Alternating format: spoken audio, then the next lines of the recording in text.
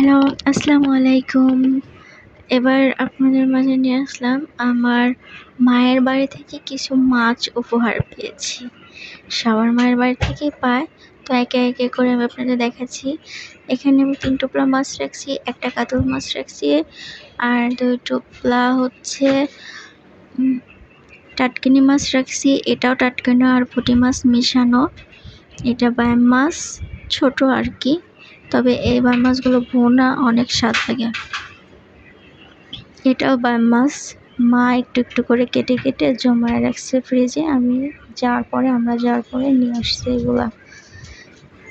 এটা শোল মাছ, যত গাজনার বলে এখন পানি বর্ষা, মাছগুলো শোল মাছগুলো এখন বড় তা পাওয়া যাবে না, আরও কিছুদিন দেরি লাগবে এগুলো বড় হতে।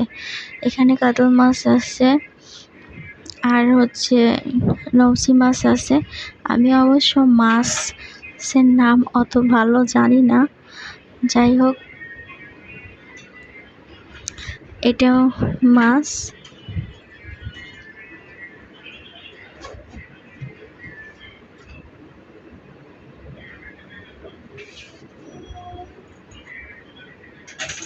এটা পুঁটি কাপ মাছ, গাজনার বিলের। এই মাছটা কিন্তু খুব স্বাদের মাছ। এটা চিতল মাছ।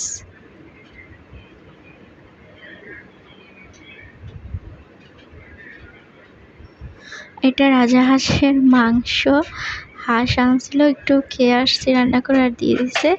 আর সবজি দিছে, এটা পুঁই শাক, মৌলবি কচুর ডাক, মৌলবি কচুর পাতা, মৌলবি কচুর পাতা ভর্তা। দুপুরে গরম গরম ভাতের সাথে খাইতে অনেক ভালো লাগে। এটা পেঁপা, এটা চাল কুমড়া, তো আপনারা সবাই চেনেন। তো এই সবজিগুলাই দিছে। আর ইউটিউব খোলার পরে আমি নতুন যেহেতু খুলছি, তারপরে আমি আর আমার বাবার বাড়িতে যাই নাই। তো গেলাম, ভাবলাম এটা জাম্বুরা, এটা নানিরা দিছে, নানিদের বাড়ি থেকে পাঠাইছে। তো ভাবলাম যে আপনাদের সঙ্গে একটু এটা শেয়ার করি, সেই জন্য শেয়ার করলাম। আমি জানি সবার বাবা মাই তার মেয়েদের জন্য একটু একটু করে সব কিছু দিয়ে দেয়, তো আমার বাবা মাও সেরকম একটু একটু করে দিয়ে দিছে, যেহেতু আমি বড় মেয়ে।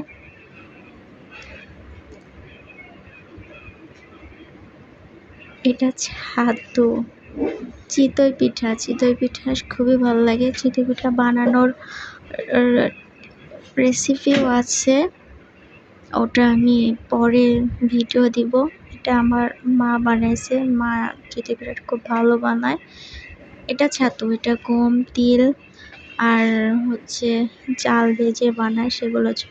আর এটা একটু হাঁসের মাংস, আর এগুলা দিছে। হাঁসের মাংসটা হচ্ছে হাঁসের মাংস আর একটু কবুতরের মাংস দিয়ে দিছে, কারণ আমরা যেহেতু বিকালের দিকে রওনা দিছি, বাসায় আসতে আসতে রাত হয়ে যাবে, ওই জন্য মা একটু একটু করে দিয়ে দিছে সব কিছু, যাতে বাসায় আসার পর শুধু ভাত চড়ায় দিলেই হয়ে যায়, এই জন্য দিয়ে দিচ্ছে এগুলা সবারই প্রিয় খাবার চিতই পিঠা। তো আল্লাহ হাফেজ, ভালো থাকবেন।